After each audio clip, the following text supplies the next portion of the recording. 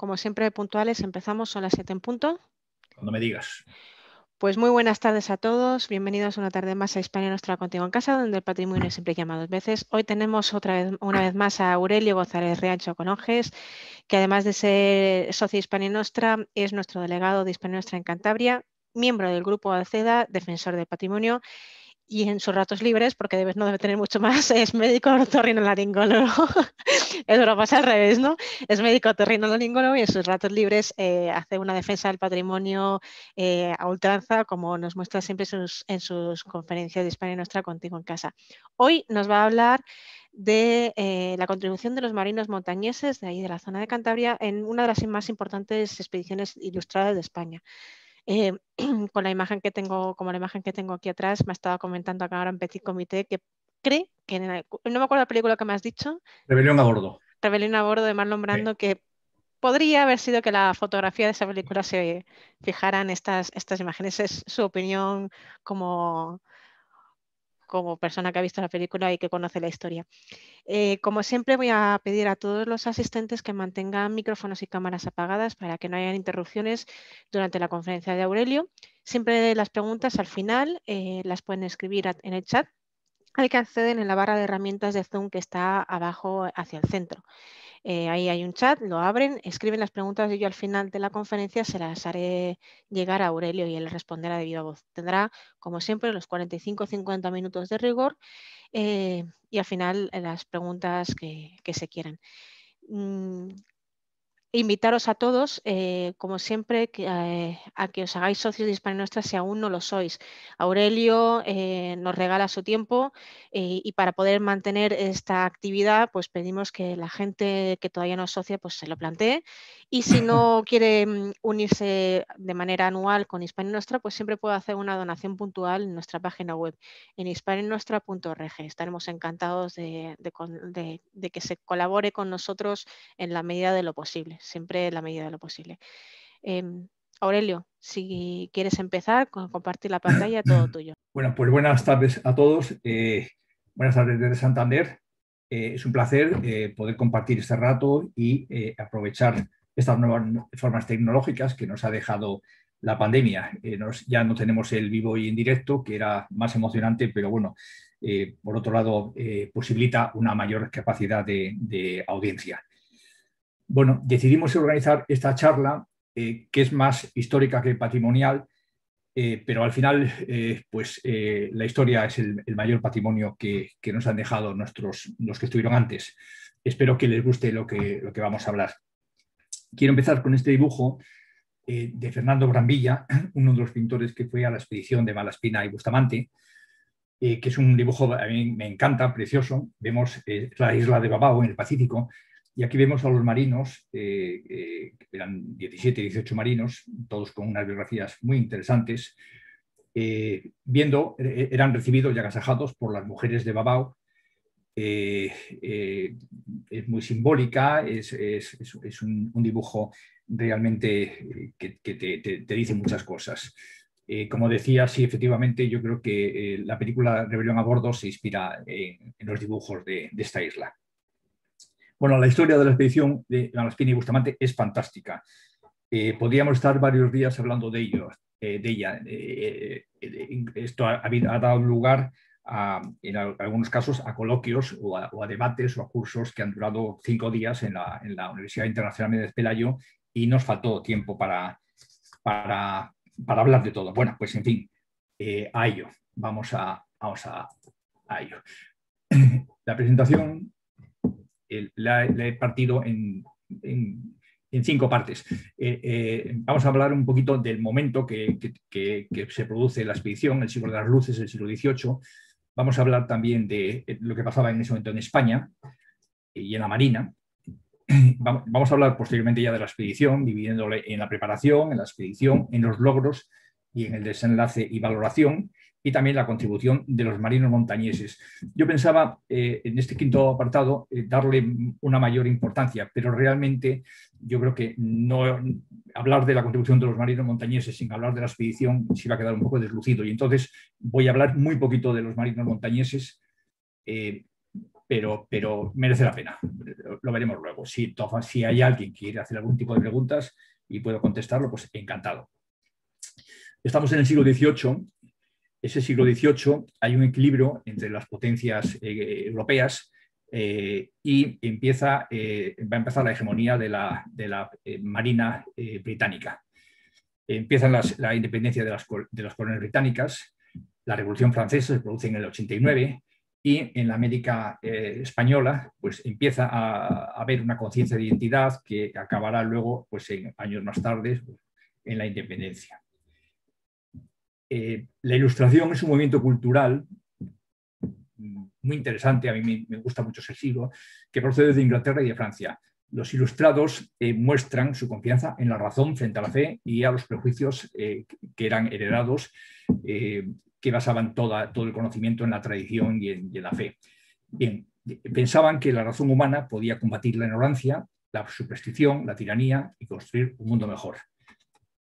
Abarcó todo, tocó todos los puntos. Aquí vemos un cuadro muy bonito, muy interesante, en el París de 1755.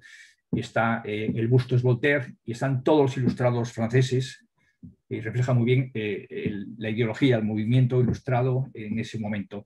Entre los invitados o los que están Rousseau, está Montesquieu, Diderot, D'Alembert, en fin, Buffon, y el que está a mano izquierda sentado aquí es el pintor Le Monnier, el pintor que hizo este cuadro.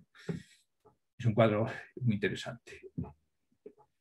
La Ilustración lo discutió y lo analizó todo, desde las ciencias más importantes a las menos importantes, desde los fundamentos de la revelación, desde la metafísica a las materias del gusto, desde la música hasta la moral, en fin, tocó todos los puntos. Desde la ley natural hasta las leyes arbitrarias de las naciones, desde las cuestiones que más nos atañen a las que eran, podríamos decir, nada más que interesantes. Estamos en España, siglo XVIII, fin de una época. Se debe resolver la continuidad de Carlos II el Hechizado, el último Habsburgo.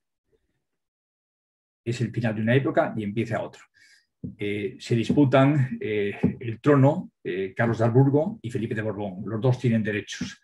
España va a estar en una guerra de 14 años, de la cual, gracias al Tratado de Utrecht, pues Felipe V de Borbón inicia el siglo y le va a iniciar, bajo mi punto de vista al menos, es una época en que los tres primeros Borbones pues, funciona muy bien la cosa. Vamos a ver luego a Fernando VI y a Carlos III. Carlos III acabará su reinado en 1788, en plena expedición de Malaspina y Bustamante.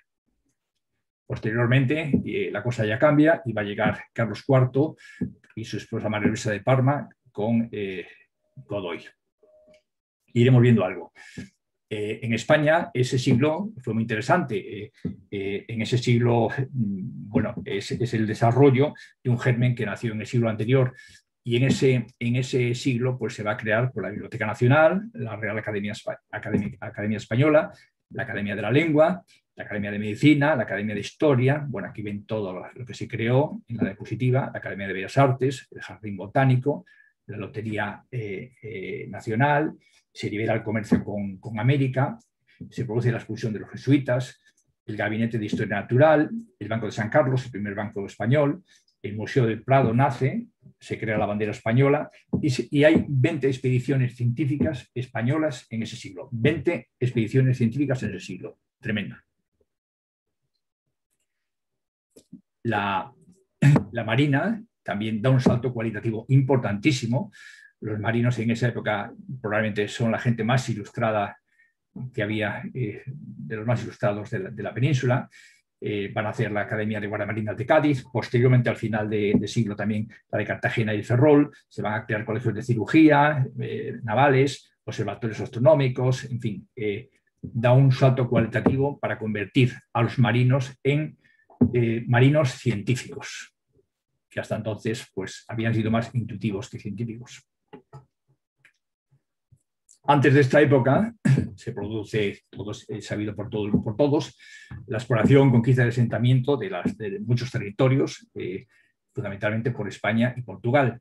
y el criterio era someter a los países conquistados, a las leyes de las potencias conquistadoras. A partir de ese siglo, pues aparece otra sensación. Los marinos ilustrados quieren conocer, aquí vemos a Cook, conocer y divulgar. Bougainville. Y divulgar. Cambia totalmente lo que buscan, lo que pretenden. Es un siglo en el que se producen pues una pléyade de marinos interesantísimos ilustrados. Hay muchos, pero voy a citar a tres de ellos: a Bougainville, a Cook y a Lapérouse. Para mí, Cook, el inglés, es el modelo de navegante, es un personaje interesantísimo. Y lo que hacían no era broma, no era un paseo de recreo. Hay que pensar, bueno, aquí tenemos a Bougainville en una de sus expediciones, pero James Cook muere en Hawái en una lucha con los indígenas, y Lapérouse fallece, desaparece, nunca se sabe más, en las Islas Salomón. Esta es una imagen de varios oficiales de sus navíos que se adelantan a los barcos y naufragan y mueren, pues no sé cuántos, muchos de ellos. Bueno, y los cuartos en esta situación son Malaspina y Bustamante. Estamos en Cádiz en el año 1788. Estos dos personajes son tenientes de fragata, son compañeros y son amigos, y deben hablar sobre todo de los dos primeros, de Bougainville y de Cook. Y entonces proyectan para España hacer una expedición similar a la que hacían ellos. Lo proyectan los dos. Aquí vemos a Alejandro Malaspina, italiano, había nacido en 1754, y a José Joaquín Bustamante y Guerra, marino montañés, nacido en 1759. Ambos proyectan esta expedición española y la titulan Plan de viaje científico y político alrededor del mundo al mando de los capitanes de fragata. No son capitanes, son tenientes de fragata, me he equivocado. Tenientes de fragata, don Alejandro Malaspina y don José Bustamante. Y este es el primer texto, es un extracto del texto que remiten a Antonio Valdés, ministro de Marina y de aquella época. Excelentísimo señor, desde 20 años a esta parte, las dos naciones, inglesa y francesa, con una noble emulación, han emprendido estos viajes en los cuales la navegación, la geografía y la humanidad misma han hecho muy rápidos progresos. Al cumplimiento de estos objetos se dirige particularmente el viaje que se propone, y esta parte, que puede llamarse la parte científica, se hará con mucho acierto siguiendo las trazas de los señores Cook y Lapérouse. Los capitanes de fragata, tenientes de fragata, don Alejandro Malaspina y don José Bustamante y Guerra, o sea que es algo que proyectan los dos, como veremos luego, la historia se olvidó de Bustamante. Deseosos de emplear todas sus faenas en el servicio del Estado, se ofrecen a la ejecución de este plan, lisonjeándose que concurrirán a dirigirlos, en fin. Esta es la primera carta que mandan pidiendo al ministro de Marina que patrocine o que les ayude en este proyecto. Antonio Valdés, secretario de Estado del Despacho Universal de Marina, actual lo que era el ministro de Marina, un personaje interesantísimo, eficiente como pocos, ilustrado. Pocos meses después les contesta: ha merecido la aceptación del rey el proyecto, dar la vuelta al mundo, etcétera, etcétera. E inmediatamente se pone manos a la obra. Bustamante, pongo esta carta un poco para recordar que Bustamante participó en esta aventura al 50% como Malaspina. Escribe él, en ese momento ya, Antonio Valdés: muy señor mío, la aprobación de su majestad al plan de viaje alrededor del mundo, propuesto por el capitán de fragata Alejandro Malaspina en nombre suyo y mío, reúne en mí todos los sentimientos de un sincero agradecimiento. Con esta carta quiero decir que, bueno, que Bustamante desde el principio participó en el proyecto. Y vamos a entrar ya en la expedición. La vamos a dividir en 5 partes: una fase previa de preparación, el viaje, la llegada a España, los logros científicos y políticos y el desenlace. el paradigma de un fracaso histórico. ¿Y por qué digo que es un fracaso histórico? Lo voy a adelantar. Yo creo absolutamente la historia fue absolutamente injusta con ambos. Estamos hablando de una expedición impresionante. Lo vamos a ir viendo en la presentación. Probablemente desde el punto de vista científico es la más importante de la ilustración española y probablemente es la segunda de la historia universal. Veremos cómo la llegada a España es muy complicada. Veremos cómo se produce el encarcelamiento de Malaspina y veremos cómo el olvido histórico hacia Bustamante y Guerra, que es apartado de España. Se puede decir que esta expedición no existió. Es algo que se empezó a hablar de ella un siglo después. Durante un siglo esta expedición no existió. Y todos sus personajes fueron tratados con absoluta injusticia. El vulgo, la gente, le extrañó todo lo que estaba pasando y acuñó una frase que todos repetimos constantemente. Cuando decimos, qué mala espina me da esto, estamos expresando pues, algo que no nos gusta, que nos desagrada o que nos produce cierta desconfianza. Veremos cómo lo que pasó luego a la gente le extrañó y no lo entendía y debió decir algo así como que esto de mala espina no lo entiendo. No lo entiendo. Y al final acabó en qué mala espina me da esto. Bien. Como he dicho antes, ambos diseñan toda la expedición siguiendo los criterios ilustrados de los grandes navegantes. Ambos solicitan los permisos al ministro. El proyecto era dar la vuelta al mundo. Veremos que al final pues, no se hace por los avatares políticos del momento. Había unos objetivos científicos y unos objetivos políticos. Los objetivos políticos iban a ser reservados. Los objetivos científicos era el estudio de las gentes, el estudio botánico y zoológico, una documentación visual importante, iban a llevar los mejores pintores, se iban a hacer una cartografía importante, cartas de navegación y derroteros fiables para que en el futuro los barcos tuviesen más facilidad de navegación. También se iba a estudiar la gravedad y en el estudio de la gravedad había un tema que había que delimitar si la Tierra era redonda o un poco ovoide. Y luego había unos objetivos políticos que eran reservados, que se iban a presentar al gobierno español, pero eran reservados. El estado de los puertos, situación del comercio y de la construcción naval, los sistemas de gobierno de cada lugar, había que analizarlos, la capacidad defensiva y ofensiva que tenía en cada lugar y la relación o interacción con otras naciones que también tenían intereses en el lugar. Esto era básicamente el proyecto. Se reclutaron voluntariamente marinos importantísimos, todos luego han tenido una biografía personal tremenda: Dionisio Alcalá Galiana, Cayetano Valdés, este es Bustamante y Guerra, este es Malaspina, Viana, Espinosa y Tello, en fin, Ali Ponzoni, Murphy, Viana, gente que luego todos han tenido una biografía importante. Y también participaron otros 3 marinos montañeses, de los cuales yo pensaba pues, hablar más, pero yo creo que no me va a dar tiempo. Uno es Antonio Toba y Arredondo, natural de Ruesga, un valle del interior de Cantabria, segundo comandante de la Atrevida, se encargó de organizar la marinería, fue el encargado. Aquí le vemos, esta es una imagen del puerto del Desengaño que lo veremos en la charla y la explicaremos mejor. Es el puerto del Desengaño, prácticamente es Alaska. Escribió un diario a bordo muy interesante que luego Lorenzo Sanfeliu lo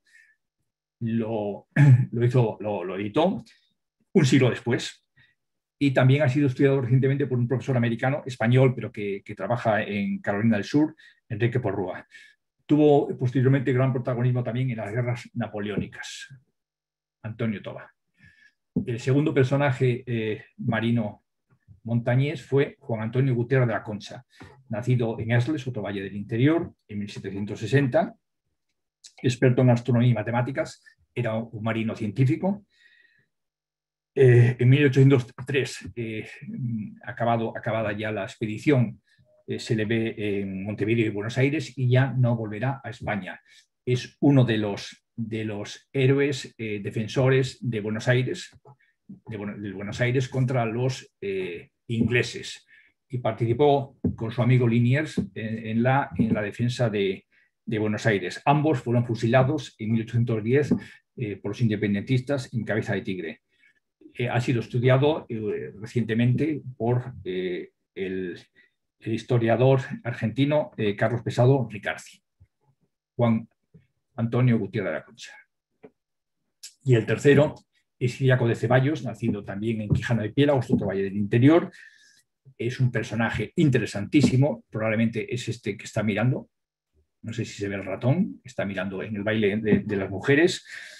Es el ejemplo auténtico de marino científico. Hizo en aquella época un curso que lo hacían los mejores marinos de España, que se llamaba Curso de Matemáticas Sublimes. Trabajó con Cosme Churruca, uno de los héroes de Trafalgar, en la exploración del Estrecho de Magallanes. Se incorporó tardíamente a la expedición en Acapulco y tuvo muchísimo protagonismo.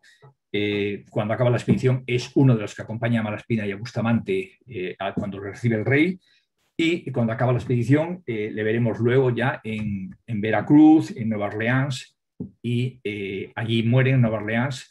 Fue acusado de afrancesado y tuvo grandes problemas, y cuentan, lo veremos luego también, le quieren hacer que al tener esos problemas se marcha y vuelve a Bilbao para casarse con la princesa, que luego veremos, una de las princesas. Bueno, ha sido estudiado por Ángel Neila.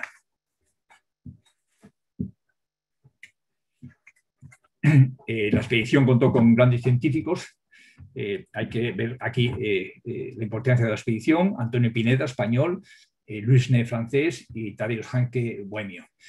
Eran científicos de élite en aquel momento. Llevó grandes pintores.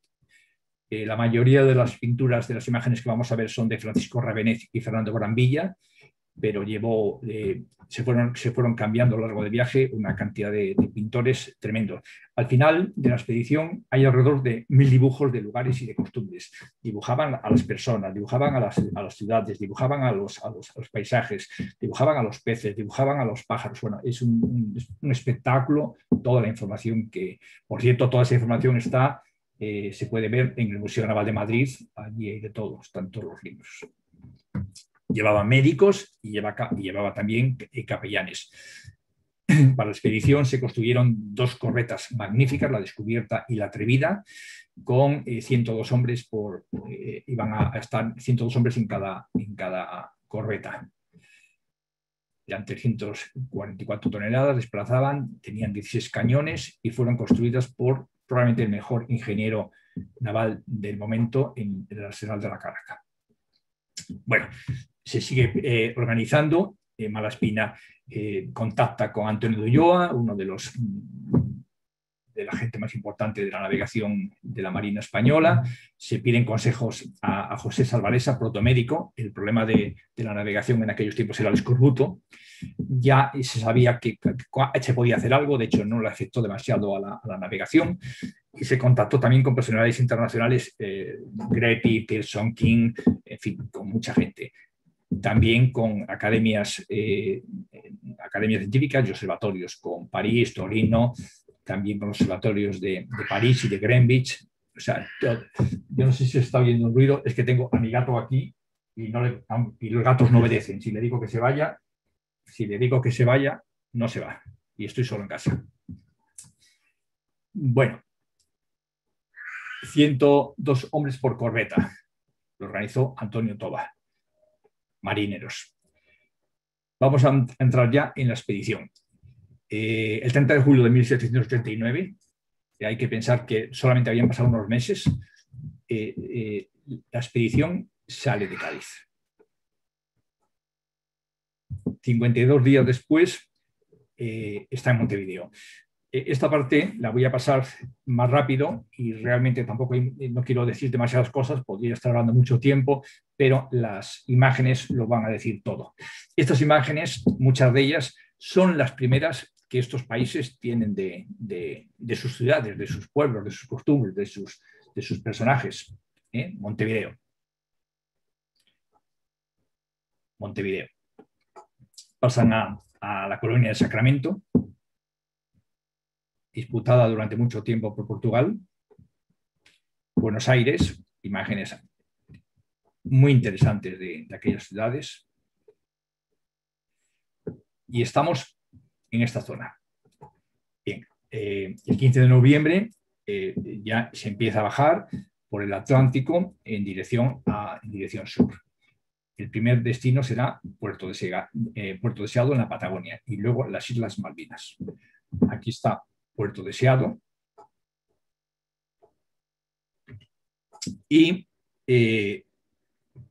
la primera interrelación importante con los nativos del lugar, los patagones. Los patagones, cuyo mito, desde la época de Magallanes, se decía que patagones porque eran gigantes y tenían los pies muy grandes. Bueno, ellos, un poquito antes, otros marinos ya dicen que no, que son iguales que los europeos, absolutamente. Pero este tipo de dibujos son interesantísimos porque se ve la interrelación que tienen con los nativos. Era llevarse bien, era conocerse y hacerse amigo de ellos y empaparse de la cultura de cada lugar. Aquí se ve cómo eran las personas. Los patagones eran un pueblo muy, muy humilde, muy humilde.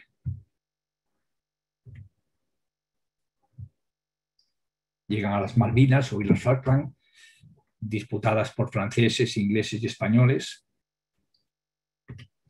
Allí, en todos los sitios, instalan este campamento, que es para estudiar la gravedad. Aquí vemos a Malaspina y a Bustamante. Siguen descendiendo hasta el Cabo de Hornos, empiezan a hacer ya navegaciones separadas. Esta es la Atrevida, que era el barco de Bustamante. Estos barcos, claro, tenían que estar preparados para navegar en estas condiciones y en el Caribe. Eran unas corbetas fantásticas. Dan la vuelta por el Cabo de Hornos y deben subir por el Pacífico, pues visitando cuantos más lugares, mejor. En ocasiones, incluso cuando los barcos están en los puertos, los naturalistas se introducen en la tierra y estudian el interior. Aquí vemos Valparaíso.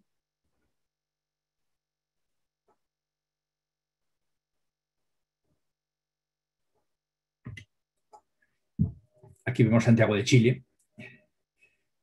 Y aquí voy a contar la historia de Tadeusz Genke. Tadeusz Genke era un científico bohemio que fue invitado a participar en la expedición y aceptó y salió desde Bohemia, casi Alemania, a encontrarse con los barcos en Cádiz. Y llegó tarde a Cádiz. Los barcos habían salido, habían partido ya, y entonces ni corto ni perezoso contactó con algún barco y salió detrás de ellos. Llegó a Montevideo y Montevideo, bueno, allí hubo un naufragio, no se ahogaron de milagro, pero bueno, salieron con lo opuesto. Y cuando llega a Montevideo, pues los barcos españoles se habían partido. Y bueno, ni corto ni perezoso, se cruzó América por el interior hasta encontrar en Santiago de Chile, un año después, a los barcos. Es un personaje interesantísimo, Tadeusz Genke. Ahora, cuando el tren sale una hora tarde, nos enfadamos y protestamos porque tenemos prisa. Tadeusz Genke estuvo un año buscando los barcos. Bueno, se dibujaban a los personajes chilenos con sus vestidos, con sus cosas típicas. Lima, la joya de la corona, Lima. Claro, son unos dibujos absolutamente novedosos para los limeños.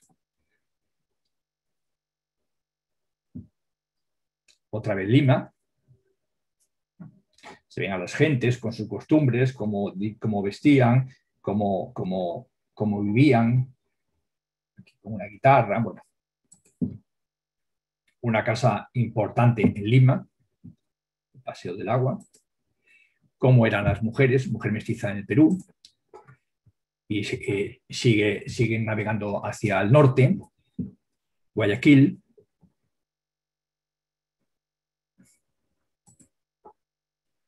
Panamá,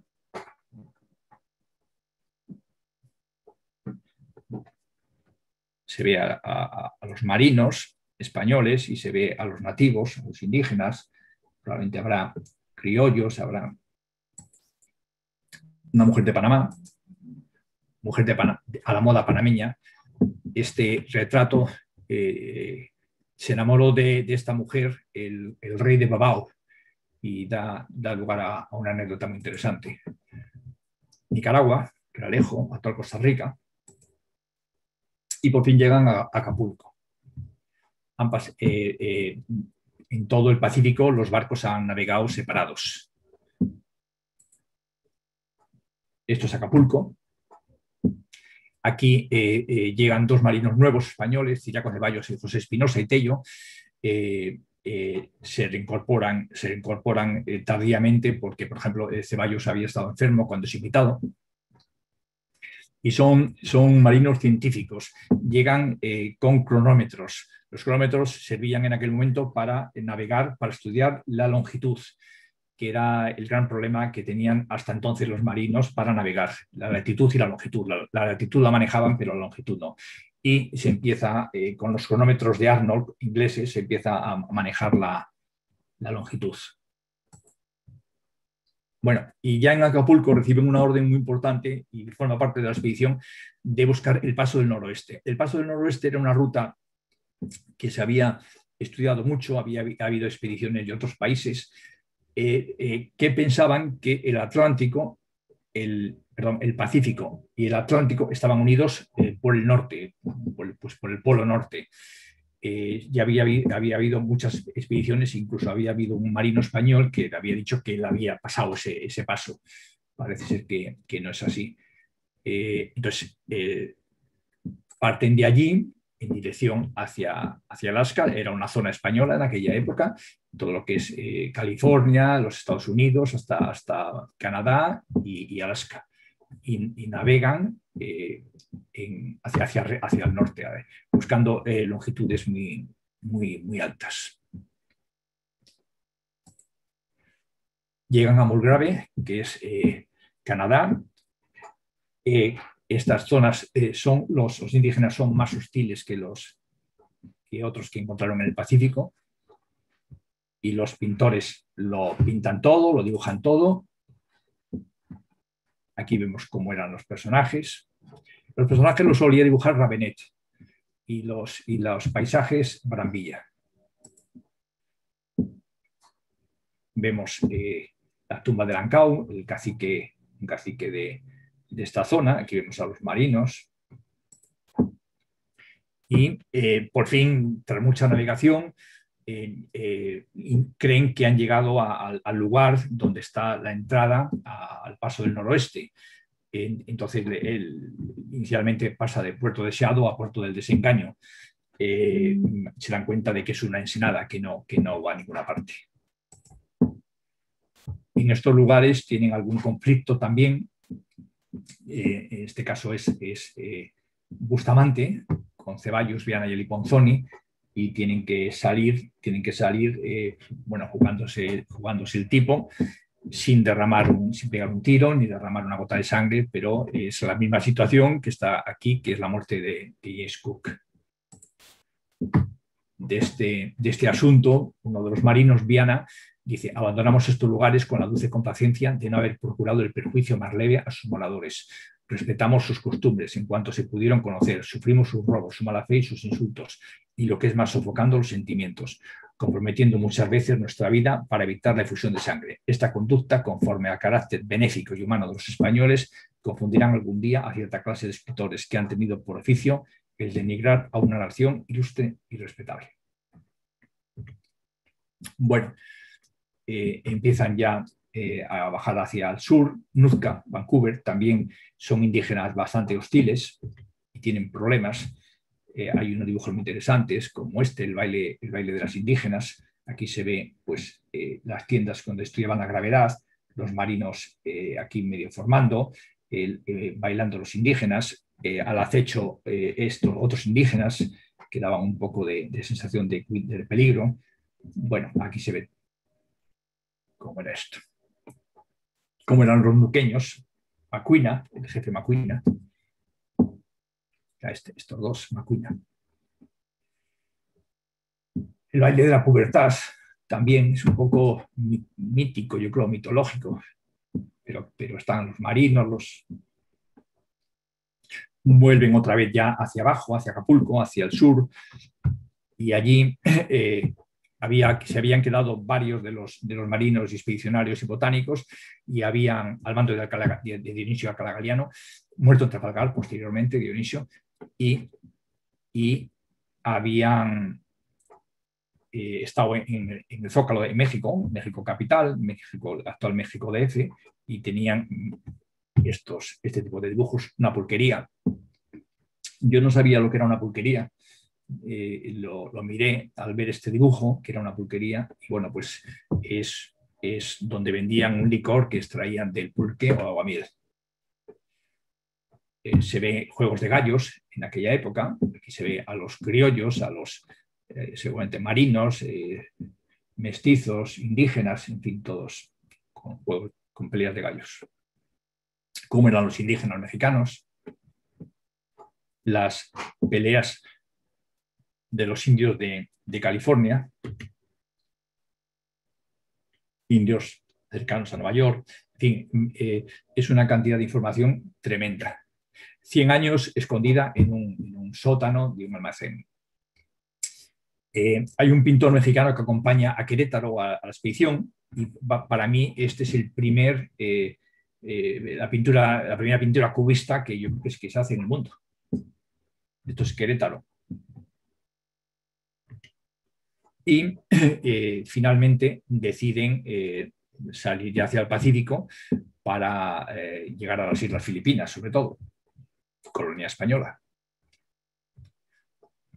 Llegan a las Islas Guam, Marianas, o de los ladrones, como lo llamó Magallanes, y lo mismo, pues, la misma información, los lugares, las personas. No he puesto las imágenes de los peces porque es que no me cabían ya habría sobrepasado el tiempo. Umatac, isla de Guam, cómo eran los indígenas. Llegan a Filipinas. Filipinas están bastante tiempo, están desde marzo a diciembre del 92, habían salido de España en el 89, o sea, llevaban estas personas 3 años navegando por los mares. Bueno, pues las Filipinas son muchas islas y estuvieron pues, en muchas de ellas, y pues la información que mandan pues, es esto. Ahí están las dos corbetas, la Descubierta y la Atrevida.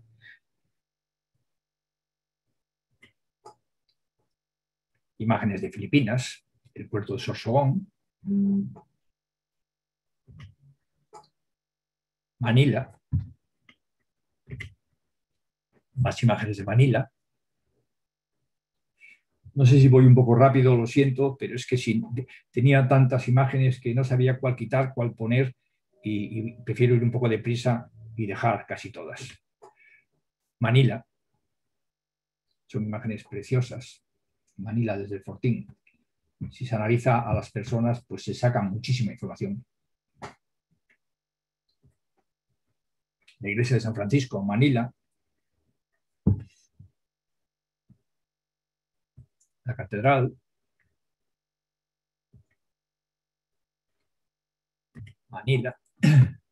La Atrevida, desde aquí, navegó al mar de China y llegó hasta Macao, que era una colonia portuguesa. Aquí hizo una navegación separada solamente Bustamante. Aquí está en Macao. Aquí muere uno de los científicos, Antonio Pineda, el 23 de junio de 1792. Yo creo que fue el único marino que murió. Sí murieron algunos marineros por diferentes motivos. El mercado del Parián. El Parián era como, yo creo que como unos grandes almacenes. Era un mercado en el que había todo tipo de comercios. También proporciona muchísima información. Una casa de baños.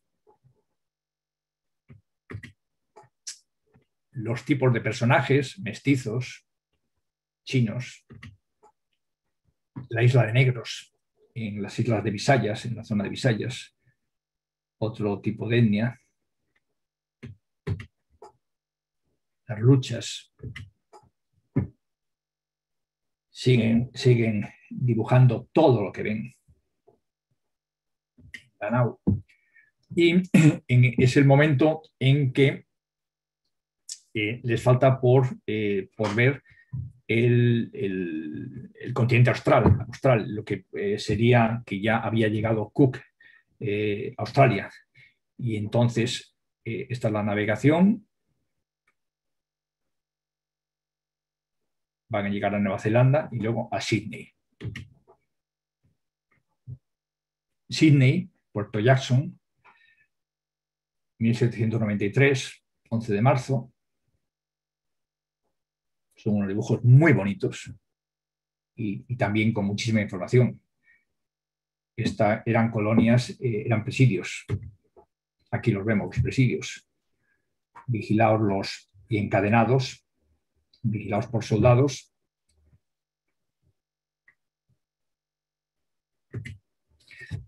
Los marinos españoles se reúnen con los marinos ingleses, son muy bien recibidos y participan en alguna reunión juntos. Aquí se les ve. Los ciudadanos convictos y luego ya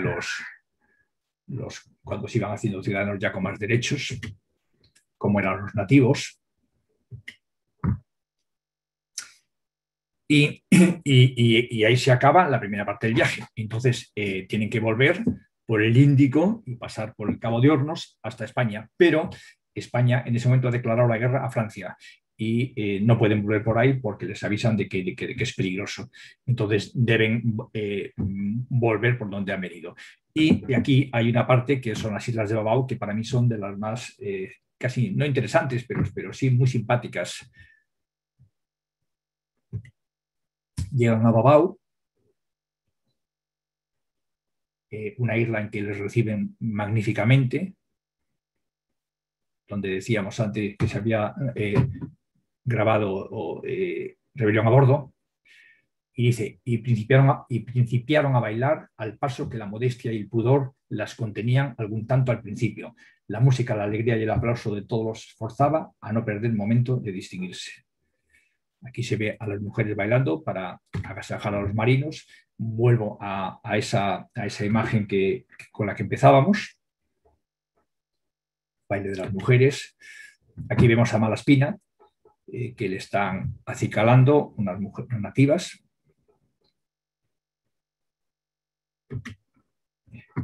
Este es el cacique, Buna, y su hija Famategui.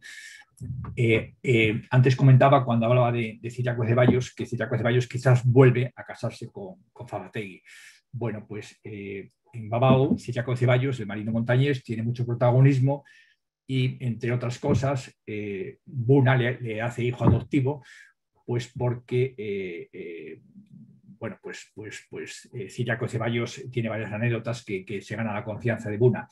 Entonces, cuando se despide Ciriaco Ceballos, le dice que ha de volver a Babao para vivir con él hasta la muerte y casarse con Famategui. Eso está escrito en los diarios y entonces por eso se ha querido pensar que Ciriaco Ceballos, cuando tiene problemas en Nueva Orleans, pues retorna a Babao. Por fin me ahorro bastante espacio, pero regresan a Cádiz desde allí. Hacen el mismo recorrido y el 21 de septiembre de 1694 están en Cádiz. Bien, pocos meses después parten a Aranjuez, Malaspina, Bustamante, Antonio Cayetano Valdés y Ciriaco Ceballos. Parten a los reales sitios porque allí van a ser recibidos por el rey. Se dan cuenta inmediatamente que hay un cambio político importantísimo, que ya no está Carlos III y que hay un protagonismo absoluto de Godoy. En las cartas que Malaspina escribe correspondencia con gente de su mundo, expresa muchas veces, Dios mío, cómo ha cambiado España y cosas de este tipo. Bueno, en ese momento, para ponernos en el contexto, España ha declarado la guerra a Francia porque el 21 de enero de 1793 Luis XVI es guillotinado. Y Godoy declara la guerra, en una guerra que llamaremos la guerra de la Convención. Malaspina, sobre todo, y también Bustamante y el resto de los marinos que están por allí, pues expresan sus ideas, pero sobre todo el líder intelectual ahí es Malaspina. Y Malaspina le hace unas reflexiones relativas a la paz con Francia. Malaspina cree que Francia es el amigo de siempre de España y que Inglaterra es el enemigo natural, que no se deben cambiar las tornas, que poco se puede esperar de Inglaterra. Bueno, en fin, le hace una valoración y Godoy ya eso no lo puede tolerar y nada, 15 días después le contesta: la letra está mala como su sustancia y está tan falta de principios y moderación en sus ideas que me precaveré de enseñarla a los reyes por no hacer perder el concepto a un oficial, y que como cosa suya le diga a Malaspina que queme los borradores si los tiene y guarde perpetuo silencio sobre todo. Bueno, ahí se organizó un lío tremendo, pero no vamos a adelantar a lo que ha sucedido, pero el 22 de julio de 1795, efectivamente, como decía Malaspina, se firma la paz de Basilea con Francia y Godoy es investido príncipe de la paz. En este intermedio sucede lo siguiente. Bueno, Malaspina, además de la crítica a la guerra con Francia, pues hace un análisis de que hay una administración con respecto a América aparatosa e ineficaz. Les dice que es necesario crear una nueva armonía entre España y las colonias. También explica que ya está notando que hay un espíritu de independencia que puede crear problemas. Y proponen una forma de relación con las colonias. El rechazo de Godoy es absoluto.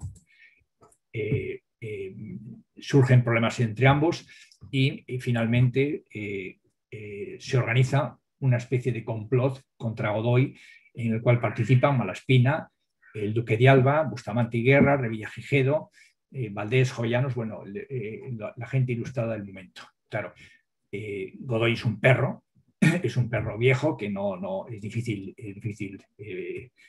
cogerle desprevenido y se da cuenta de todo y inmediatamente en 1795 a Malaspina le encarcela sin un proceso público y es expulsado de la Armada. Malaspina se va a pasar desde 1795 a 1803 en el castillo de San Antón en La Coruña. Y cuando Malaspina es un personaje importante, incluso Napoleón intercede por él y cuando es liberado es expulsado de España. No se le deja salir en un barco desde La Coruña hasta Italia y no se le deja pisar suelo español. Es algo que es tremendo porque es uno de los grandes personajes. Los otros oficiales también son alejados para crear problemas, no iban a encarcelar a todos, pero se les manda lejos. Bustamante y Guerra destinado a Montevideo y otros oficiales también son alejados. Todo el material de la expedición es secuestrado en la Secretaría de Estado de la Marina y se ordenó a todos los oficiales que depositaran sus diarios. Todos los oficiales, cuando van a la expedición, debían hacer unos diarios de viaje. Allí permaneció durante un siglo. Este es el castillo de San Antón en La Coruña, donde fue encarcelado. Fijaos qué situación, qué humedad tendría que haber aquí. Y de hecho envejeció y enfermó. ¿Y qué se logró con ello? Seguramente si se hubiese hecho un poco más caso al informe político, quizás hubiese cambiado un poquito la relación con América.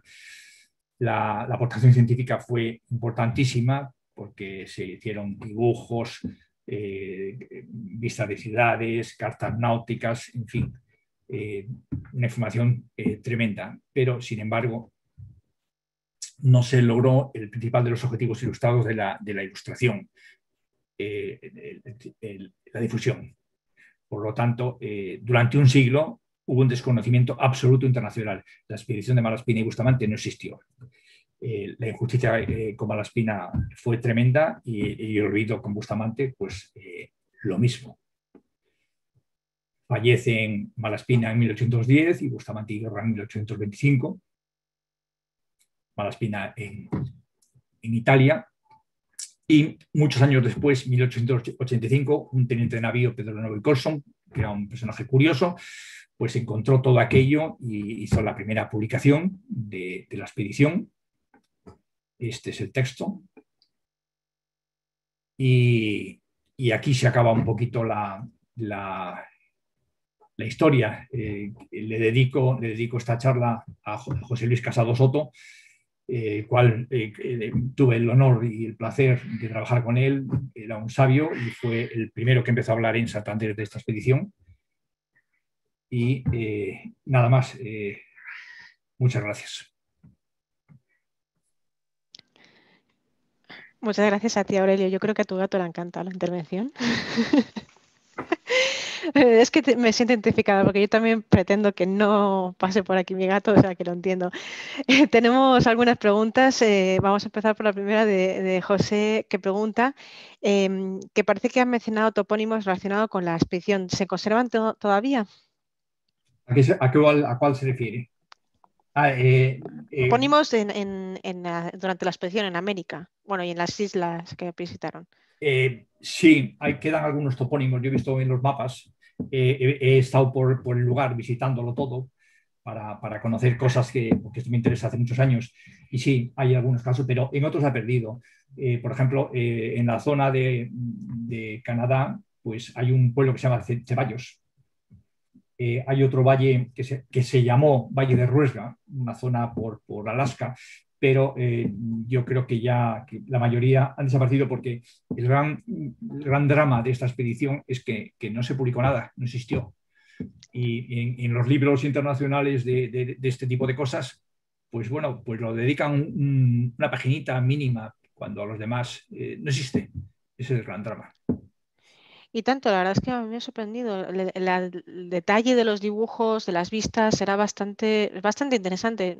Pues, Sí. evidentemente la mala suerte fue ese cambio, como decías, de rey, de pasar de un rey interesado a otro absolutamente desinteresado, ¿no? Sí. A ver, tenemos aquí, dice Carmen que en Ontaneda se ve la lápida en su memoria. No sé a quién se refiere exactamente. Sí, hay una lápida. Yo participé en la instalación en un curso que se hizo desde la Universidad Internacional Méndez Pelayo, que lo dirigió José Luis Casado, este amigo al cual está dedicado, que falleció hace 5 años, y fuimos y pusimos una placa en Montaneda, concretamente en San Vicente Toranzo, que es el pueblo del lugar, y pusimos una placa a Bustamante y Guerra. Y también pusimos otra a Ciriaco de Ceballos en Piélagos, que coge de camino. Los otros dos personajes, Gutiérrez de la Concha y Toba, ya la tenían, por lo menos para que conste, para recordarlos. Sí. Para recordar, para que se mantenga un poco de su memoria. Sí. Mira, Enrique tiene otra pregunta que dice que puede entenderse que no se divulgara la parte política y social del Estado de la España americana, pero quiere saber por qué crees que se ocultó toda la aportación científica. Bueno, es algo que como se puede, yo creo, entender perfectamente pues en las situaciones actuales entre los grupos políticos de poder. El grupo político en aquel momento era Godoy, que era un personaje dictador y el que no entraba por su pensamiento pues moría. Y entonces él no permitió bajo ningún concepto que le hiciesen sombra al tema. Yo creo que Malaspina y Bustamante pasaron de ser héroes a villanos en 10 minutos y la gente no lo entendía. Y entonces, si salía todo esto a la calle, porque habría gente que lo hubiese difundido, pues iban contra de él. yo creo que fue por eso por lo que lo encerró durante 80 años. Y desgraciadamente Godoy casi se sale con la suya, ¿no? De hecho, Carmen pregunta, es casi una pregunta retórica de ¿por qué nos costará tanto a los españoles reconocer nuestros héroes históricos? O sea, la envidia, la política. Es una Da pregunta que es... da muchísima pena porque nuestras historias son tremendas. Hay historias buenísimas, pero seguramente todo el mundo que esté participando tendrá ejemplos y se acordará de situaciones así, de olvidos históricos y de injusticias. Sí. Ya. Bueno, te informo de que entre los comentarios de la gente se están dando los saludos entre Enrique Liniers, Mariano, o sea que estás creando también hay una masa de gente interesada en el tema y que, bueno, quién sabe, a lo mejor surgen de ahí unas preciosas amistades. Tenemos otra pregunta de María, que quiere saber si puedes repetir el nombre del autor de la primera publicación de 1885. Novo y Colson. Novo y Colson. Sí, no muy cosa. Creo que lo tenías antes apuntado. Sí, Novo y Sí. Colson. Luego se ha hecho mucho trabajo en el Museo Naval, Dolores Higuera. Hay mucha gente que ha trabajado en ellos, hay muchísimas publicaciones, pero el primero fue Novo y Colson, sí. Mira, aprovechando que está Liniers, que es muy amigo mío, le saludo. Liniers es uno de los responsables del Museo Naval de Madrid. Enrique, poner un retrato de Bustamante y Guerra, lo hemos hablado muchas veces, lo hablo yo con él muchas veces. Liniers es descendiente del virrey de Buenos Aires, Enrique Liniers, con el cual murió Gutiérrez de la Concha. ¿Es todo que en familia? Sí, que era en familia todo. Entonces, es ahora mismo el segundo del Museo Naval de Madrid.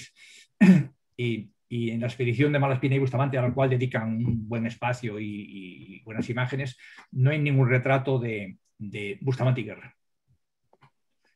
Forma parte del olvido histórico. Sí, sí, son cosas que, bueno, no se entienden mucho. Ramón quiere saber si cuál de este material que se está enseñando se puede disfrutar, se puede apreciar en el Museo Naval, las cartas, publicaciones, armas, o hay que pedir permisos, o cómo. Bueno, sí, en el Museo Naval están unas maquetas de una de las corbetas, están los retratos de varios marinos de Malaspina, están los retratos de varios de ellos, de Gutiérrez de la Concha, de muchos de ellos, de Alcalá Galiana, de Cayetano Valdés, de muchos de ellos están allí y lo puedes ver. Y luego hay libros, sí, los libros que hizo Dolores Higuera con el diario de Bustamante, que es un tomo enorme, con el diario de Malaspina, que son 2 tomos, con los pintores de la expedición. Bueno, tienes bibliografía allí lo que quieras en el Museo Naval. Sí. Mira, te está respondiendo Enrique y dice que sí que están Bustamante y Guerra, precisamente en el retrato que se ha sacado en una de las diapositivas. Sí, lo hemos hablado muchas veces. Y, te lo recuerdo nada más. Sí. Y Carmen cree recordar que hubo una exposición sobre esta expedición en Sevilla, ¿puede ser? Yo la verdad es que no tengo en mente. En Sevilla, pues en el aniversario, en el 150 aniversario, creo que se hizo algo en Cádiz y también aquí, en Santander. Pero en Sevilla posiblemente se haya hecho algo, posiblemente. Puede ser. Chiqui quiere saber si puedes repetir los nombres de los dibujantes e ilustradores de la expedición. Sí, bueno, sí, hubo muchos. La mayoría de ellos se fueron apartando en el viaje, a lo mejor era muy duro para ellos, y los dos principales son Fernando Brambilla, eran italianos, Fernando Brambilla y Francisco Ravenet. Fernando Brambilla y Fernando Ravenet son pintores que luego tienen, en el Museo del Prado tienen 4, Fernando Brambilla. Pintó Aranjuez, pintó los Reales Sitios, pintó Madrid, pintó el Retiro. Sí, Fernando Brambilla. Vale. En internet puede ver muchísimos dibujos de ellos. Sí, yo creo que incluso en la propia web del Museo Naval, yo creo que ahí tienen algunas ilustraciones, esta en concreto del baile de Bao, yo creo que está ahí, ¿no? Sí. Bueno, pues hay un libro de los pintores en el Museo Naval de Madrid. Sí. Bueno, pues creo que no hay ninguna pregunta más. Te transmito a Aurelio los mensajes de agradecimiento y hay mucha gente que ha destacado la calidad de precisamente estas imágenes. O sea, que es una pena, ¿no? Que al final se quedan tanto en el olvido y que ahora pues casi no les demos el valor, pero me parece a nivel por lo menos antropológico súper interesante y que, como bien dices, debería haberse hecho más caso. A lo mejor la historia de España habría sido diferente si se hubiese hecho caso a los resultados de esta expedición, ¿no? Sí. Vamos a ir dejándolo ya por hoy. Quería recordar a los que quedan aún conectados que la semana que viene no tenemos Hispania Nostra Contigo en Casa debido a que estamos en Semana Santa, nos tomamos este descanso, pero sí que todavía a aquellos que estén interesados se pueden inscribir al curso de iniciación a la fotografía que imparte Víctor Gebello, que habréis visto en alguna de nuestras conferencias y que todavía quedan plazas disponibles. Todo aquel que esté interesado puede inscribirse escribiendo un correo a mi compañera Blanca a secretaría@hispanianuestra.org. Y por supuesto, volvemos después de Semana Santa con otro Hispania Nostra Contigo en Casa, esta vez centrados en Tarazona, en la localidad de Tarazona y cómo están llevando todo este trabajo de puesta en valor de su patrimonio.